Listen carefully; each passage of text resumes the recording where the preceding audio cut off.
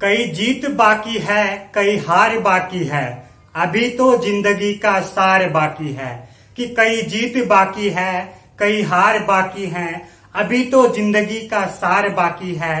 यहां से चले हैं नई मंजिल के लिए, ये तो एक पन्ना था, अभी तो पूरी किताब बाकी है।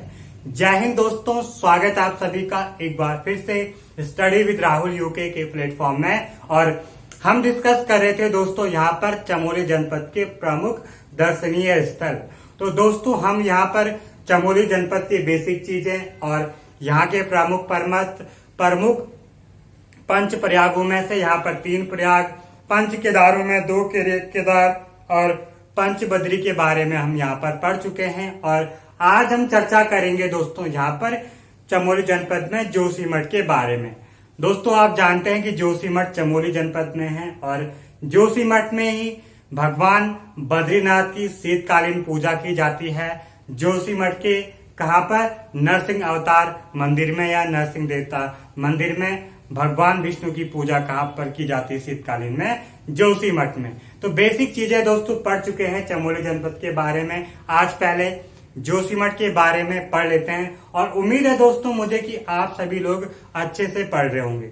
दोस्तों अभी आप लोगों के पास पर्याप्त समय है क्योंकि एग्जाम्स आपके थोड़ा पोस्टपोन हो गए हैं, डिले हो गए हैं, शायद 1-2 महीने लेट और हो सकते हैं एग्जाम, इसीलिए आपके पास थोड़ा टाइम ज्यादा मिल गया है। यानी यदि आपके एग्जाम सितंबर में होती, अगस्त सितंबर एग्जाम होते सितंबर में, तो आप लोगों की तैयारी में मानता हूं कि पूरी नहीं है, लेकिन अभी आपके पास पर्याप्त टाइम है, आप पढ़ सकते हैं और दिन रात एक करके पढ़ लीजिएगा दोस्तों। यही समय है क्योंकि उत्तराखंड पुलिस का जो रिटर्न होगा वो भी अब मान के चलो 1-2 महीने में हो जाएगा। तो आपके लिए दोस्तों काफी अच्छा टाइम है पढ़ने का। कुछ ही टाइम बचे, अगस्त के कुछ ही दिन बचे हुए हैं और सितंबर, मान के चलो कि 1.5 महीना आपके पास पर्याप्त है। तो इस महीने में आप अच्छे से पढ़िए, अपना सिलेबस कंप्लीट कीजिएगा और साथ ही साथ प्रैक्टिस सेट करते जाइए। यही बेनिफिट देगा आपको एग्जाम में, क्योंकि आप यदि प्रैक्टिस सेट करेंगे तो एग्जाम में आप कंफ्यूज नहीं होंगे। जो पहली बार क्वेश्चन पेपर पढ़ेगा उसे तो कंफ्यूजन तो होगा ही, चाहे किसी न किसी क्वेश्चन में होगा, लेकिन कंफ्यूज होगा वहां पर। जिसने प्रैक्टिस सेट करे होंगे उसको थोड़ा एग्जाम में दिक्कत नहीं होगी, यानी इजी अप्रोच मिल जाएगा उसको एग्जाम सॉल्व करने के लिए, पेपर सॉल्व करने के लिए। तो आप लोगों को क्या करना है दोस्तों, साथ ही साथ प्रैक्टिस सेट भी करना है कि आप लोगों को कितने क्वेश्चन आ रहे हैं।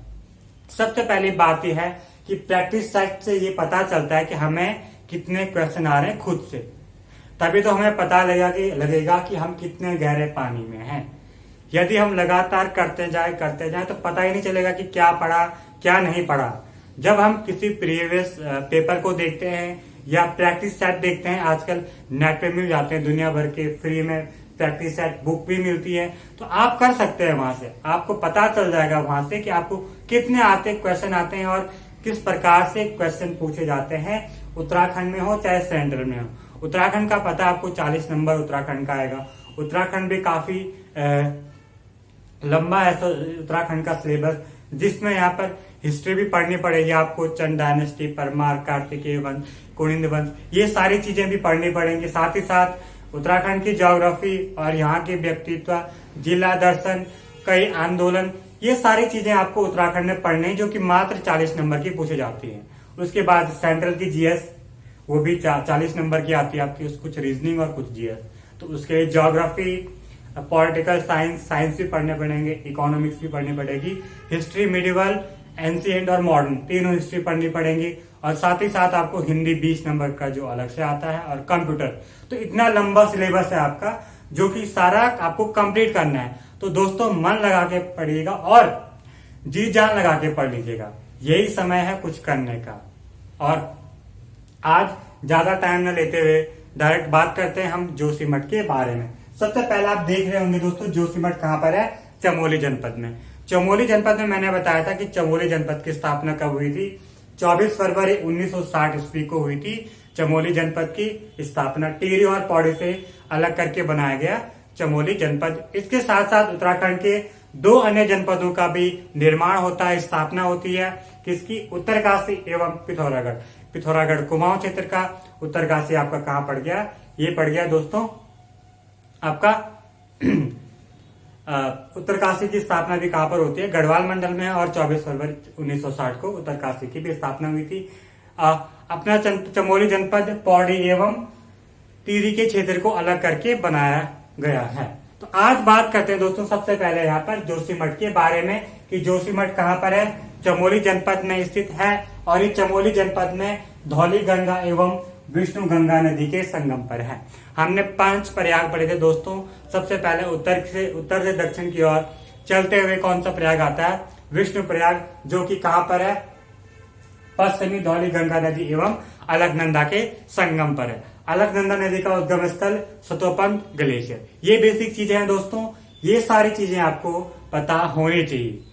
प्रयाग पढ़ चुके हम, पंच प्रयाग, जो कि काफी इंपॉर्टेंट है एग्जाम की दृष्टि से। और जो संगम है, यानी एग्जाम में किस टाइप की क्वेश्चन बनते हैं कि निम्नलिखित में से कौन सा प्रयाग पिंडा नदी एवं अलकनंदा नदी के संगम पर है, तो कौन सा, कर्ण प्रयाग। तो इस टाइप के क्वेश्चन पूछे जा सकते हैं, या पूछ सकता है कि रुद्रप्रयाग किन 2 नदियों के संगम पर बसा है, तो कौन सी नदियों के, अलकनंदा एवं मंदाकिनी नदी के। तो ये चीजें है प्रयाग। सेम उसी प्रकार जोशीमठ जो है दोस्तों काफी इंपॉर्टेंट पॉइंट है, काफी इंपॉर्टेंट दार्शनिक स्थल है, कहाँ का, चमोली जनपद का। ये बसा है दोस्तों विष्णु गंगा एवं धौली गंगा नदी के संगम पर आपका जोशीमठ बसा है, जो कि कहाँ है, 6180 मीटर की ऊंचाई पर स्थित है चमोली जनपद में जोशीमठ। नेक्स्ट पॉइंट है प्राचीन नाम। दोस्तों प्राचीन नाम इसके हैं योशी त्रिमठ, ज्योतिर्मठ। ज्योतिर्मठ का मतलब है कि जहां पर शिव भगवान के लिंग रखे जाते हैं, या शिव भगवान के लिंग का स्थान मान सकते हैं, जो ज्योतिर्लिंग का स्थान। योशी त्रिमठ, ज्योतिर्मठ, इसके क्या नाम है, इसके प्राचीन नाम है दोस्तों। जोशीमठ की खोज का श्रेय जाता है आदि गुरु शंकराचार्य। माना जाता है कि आदि गुरु शंकराचार्य सबसे पहले जोशीमठ में आए थे, और जोशीमठ की स्थापना भी आदि गुरु शंकराचार्य के द्वारा किया गया।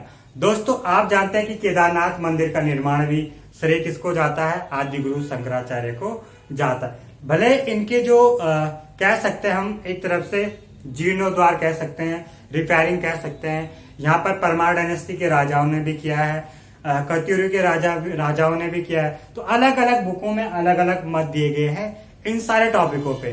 केदारनाथ मंदिर भी हम पढ़ चुके हैं, जो कि पंच केदार में आता है। पहला केदार है, शिव भगवान के पृष्ठ भाग यानी कुबड़ भाग की पूजा की जाती है केदारनाथ में। केदारनाथ कहाँ पर है, रुद्रप्रयाग में। और केदारनाथ तो हम डिस्कस कर चुके हैं, पंच केदार आपके डिस्कस हो चुके हैं, पंच बद्री पंच प्रयाग भी डिस्कस हो चुके हैं। लेकिन यहाँ पे जो कनेक्टेड पॉइंट है वो है आदि गुरु शंकराचार्य कि जोशीमठ की स्थापना आदि गुरु शंकराचार्य जी के द्वारा की गई थी। माना जाता है कि आदि गुरु शंकराचार्य ने सबसे पहले जोशीमठ में तपस्या की शिव भगवान की, उसके पश्चात यहाँ पर उन्होंने जोशीमठ नामक नगर की स्थापना की। और जोशीमठ दोस्तों कार्तिकेय पूर्व वंश की प्रथम राजधानी थी। आप जानते हैं ना, कार्तिकेय पूर्व वंश है, उसकी प्रथम राजधानी कहाँ थी, जोशीमठ ही थी।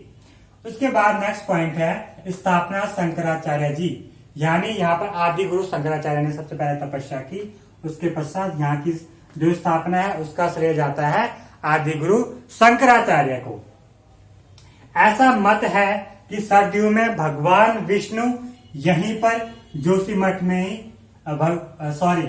ऐसा मत है कि सर्दियों में भगवान विष्णु विश्राम करते हैं। माना जाता है कि भगवान विष्णु यहाँ पर सर्दियों में यानी शीतकालीन में विश्राम करते हैं। मैंने आपको बताया था दोस्तों कि जोशीमठ में ही नरसिंह मंदिर है, जहां पर भगवान विष्णु या बद्रीनाथ का शीतकालीन आवास है। शीतकालीन पूजा कहाँ पर की जाती है, जोशीमठ के नरसिंह मंदिर में भगवान विष्णु या बद्रीनाथ भगवान की पूजा की जाती है। तो सिंपल सा लॉजिक है कि भगवान विष्णु का शीतकालीन विश्राम है कौन सा, जोशीमठ क्षेत्र। नेक्स्ट है दोस्तों यहाँ पर भगवान विष्णु का नरसिंह अवतार मंदिर यहीं पर है। मैं बता चुका हूं ऑलरेडी आपको कि भगवान विष्णु का नरसिंह अवतार मंदिर यहीं पर है, नरसिंह मंदिर यहीं पर है। इस मंदिर में भगवान विष्णु के नरसिंह अवतार की पूजा की जाती है और वो है विष्णु भगवान, बद्रीनाथ भगवान, जिनकी पूजा शीतकालीन में जोशीमठ के नरसिंह मंदिर में नरसिंह अवतार देवता के रूप में की जाती है। उसके बाद है दोस्तों जोशीमठ में ही हनुमान, गणेश, पार्वती, सूर्य, वासुदेव, गौरी शंकर, पूर्णागिरी देवी पीठ आदि मंदिर हैं।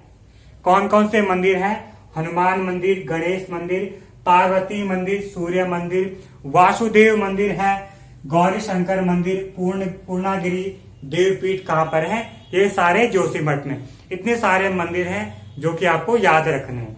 नेक्स्ट पॉइंट है औली डांडा पर्वत शिखर पर स्थित है जोशीमठ और कत्यूरी वंश का शिलालेख प्राप्त हुआ है। यहाँ से कहां से? औली डांडा पर्वत शिखर, जहां पर जोशीमठ बसा है, यहीं से कत्यूरी वंश का शिलालेख प्राप्त हुआ है। और यहीं पर दोस्तों टिम्मरसैंड गुफा भी स्थित है। कहां पर? जोशीमठ में ही टिम्मरसैंड गुफा भी स्थित है, जो कि एग्जाम्स की दृष्टि से इंपॉर्टेंट है।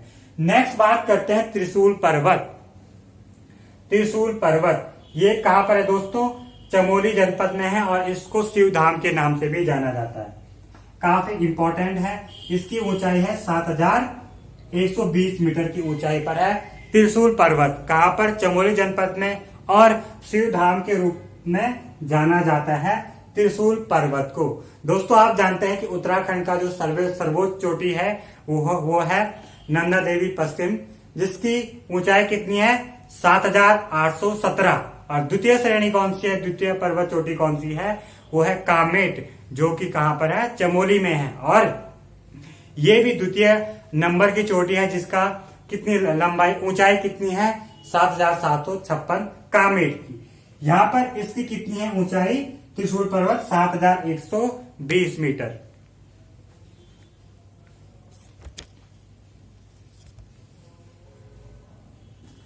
अब बात करते हैं इसके इंपॉर्टेंट फैक्ट की। मेन पॉइंट क्या है दोस्तों यहाँ पर कि जो त्रिशूल पर्वत है काफी ऊंचाई पर स्थित है और यह है चमोली जनपद में। अब देखिए दोस्तों, रानीखेत, अल्मोड़ा, ग्वालदम से देखने पर रानीखेत कहां पर है? अल्मोड़ा। अल्मोड़ा कुमाऊं का जनपद है, जिसकी स्थापना 1891 ईस्वी में हुई थी। और ग्वालदम कहां पर है? चमोली एवं बागेश्वर सीमा। यानी रानीखेत, अल्मोड़ा, ग्वालदम से देखने पर ये त्रिशूल पर्वत बिल्कुल नुकीला दिखता है, यानी इस टाइप का नुकीला दिखता है त्रिशूल पर्वत। कहां से? रानीखेत, अल्मोड़ा एवं ग्वालदम, जो कि चमोली एवं बागेश्वर सीमा पर है। नुकीला दिखता है त्रिशूल पर्वत यहां से। नेक्स्ट, गोपेश्वर से देखने पर व्यक्ति के मुख के समान, यानी हमारे मुख के समान दिखता है ये त्रिशूल पर्वत। कहां से? गोपेश्वर। गोपेश्वर कहां है? ये भी चमोली जनपद में है, जहां पर गोपीनाथ मंदिर है। तो गोपेश्वर से देखने पर व्यक्ति के मुख के समान दिखता है क्या? आपका त्रिशूल पर्वत। अब देखिए दोस्तों इसके बारे में महत्वपूर्ण फैक्ट क्या है। त्रिशूल पर्वत दोस्तों अपनी बदलती हुई आकृति के लिए प्रसिद्ध है। अब देखिए इसकी आकृति फरवरी से जून तक गंभीर मुद्रा में दिखता है। जो त्रिशूल पर्वत है फरवरी से जून तक गंभीर मुद्रा में दिखता है। जुलाई से अक्टूबर तक मुस्कुराते हुए दिखता है, यानी हंसते हुए दिखता है। कौन? जुलाई से अक्टूबर तक त्रिशूल पर्वत। उसके बाद नवंबर से फरवरी तक एक कन्या के मुख की तरह, ये कन्या दोस्तों, कन्या के मुख की तरह दिखता है त्रिशूल पर्वत। यानी त्रिशूल पर्वत अपनी बदलती हुई प्रवृत्ति के लिए प्रसिद्ध है। एग्जाम में क्वेश्चन क्या बनेगा? निम्नलिखित में से कौन सा पर्वत अपनी बदलती हुई आकृति या प्रकृति के लिए प्रसिद्ध है? तो आंसर हो जाएगा त्रिशूल पर्वत। कहां पर है? चमोली जनपद में। ऊंचाई कितनी है? 7120 मीटर की ऊंचाई पर, और चमोली का शिव धाम के नाम से भी इसको जाना जाता है। अब बात करते हैं दोस्तों यहाँ पर तपोवन के बारे में। तपोवन आपको सुनकर लग रहा हो दोस्तों कि हम उत्तरकाशी में भी पढ़ चुके हैं, टिहरी में भी पढ़ चुके हैं और देहरादून में भी तपोवन के बारे में पढ़ चुके हैं। अब बात करते हैं चमोली के तपोवन के बारे में। सबसे पहला पॉइंट, जोशीमठ से 15 किलोमीटर दूर, जोशीमठ से 15 किलोमीटर दूर और धौली गंगा नदी के तट पर है तपोवन। और दोस्तों प्राचीन नाम है धाक तपोवन। जो चमोली का तपोवन है उसका प्राचीन नाम है धाक तपोवन के नाम से जाना जाता है चमोली के तपोवन को। तपोवन दोस्तों गर्म जल स्रोत के लिए प्रसिद्ध है, यानी यहाँ पे गर्म जलों के स्रोत हैं जो कि हमारे जितने भी आंतरिक रोग होते हैं उनके निवारण के लिए प्रसिद्ध है। यानी माना जाता है कि जो तपोवन में गर्म स्रोत के जल हैं उनसे हमारे जो रोग हैं उनका नाश होता है। तो इसके लिए भी प्रसिद्ध है तपोवन, चमोली का तपोवन, जो कि ढाक तपोवन के नाम से जाना जाता था प्राचीन काल में। और कहां पर है? धौली गंगा नदी के तट पर स्थित है। नेक्स्ट, ताता पानी के लिए प्रसिद्ध। ताता पानी आपको पता है, ताता पानी गढ़वाली में वर्ड बोला जाता है गर्म पानी के लिए, यानी मैंने बताया था गर्म जल का स्रोत अर्थात ताता पानी का स्रोत है कौन सा? तपोवन। नेक्स्ट पॉइंट है श्री गौरी शंकर मंदिर तथा नंदा देवी मंदिर तपोवन में स्थित है। श्री गौरी शंकर मंदिर तथा नंदा देवी मंदिर कहां पर है? तपोवन में ही स्थित है। तो काफी इंपॉर्टेंट पॉइंट है एग्जाम की दृष्टि से। तपोवन नीति घाटी में व्यापार हेतु प्रसिद्ध है। तपोवन जो नीति घाटी है चमोली में, वो किसके लिए प्रसिद्ध है? व्यापार हेतु प्रसिद्ध है। श्री गौरी शंकर में नाथ संप्रदाय द्वारा पूजा की जाती है। नाथ संप्रदाय द्वारा गौरी शंकर में पूजा की जाती है। अब देखते हैं दोस्तों, यहाँ पर आप संप्रदाय सुन रहे होंगे, नाथ संप्रदाय। मैंने आपको बताया था गुरु गोरखनाथ संप्रदाय।